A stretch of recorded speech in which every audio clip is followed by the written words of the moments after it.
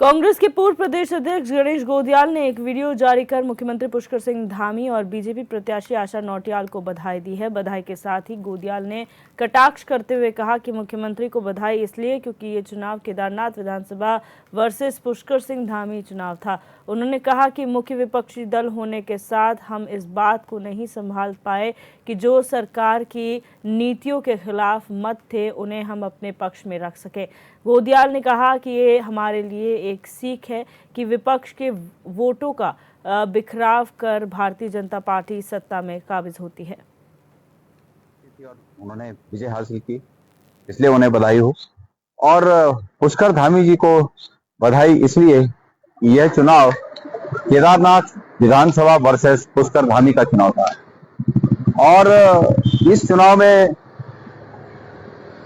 यह नहीं कहा जा सकता कि 53,000 करीब वोट पड़े थे और यह नहीं कहा जा सकता कि केदारनाथ विधानसभा ने पुष्कर धामी जी की कार्यशैली पर मोहर लगाई है। लेकिन यह कहा जा सकता है कि मुख्य विपक्षी दल होने के साथ साथ हम इस बात को नहीं संभाल पाए कि जो सरकार की नीतियों के खिलाफ जो मत थे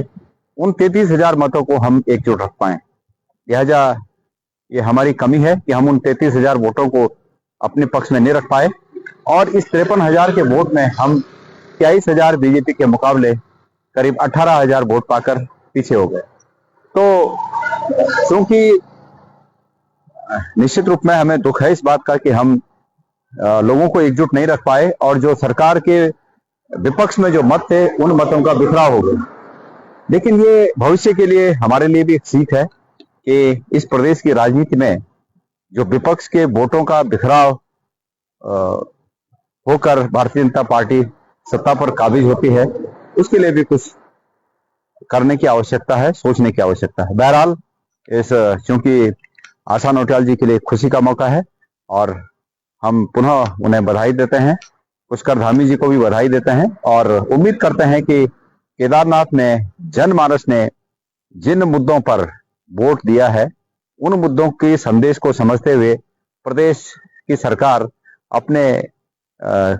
जो उनकी कार्य करने की शैली है उस शैली में बदलाव लाएगी और वो बदलाव दिखेगा।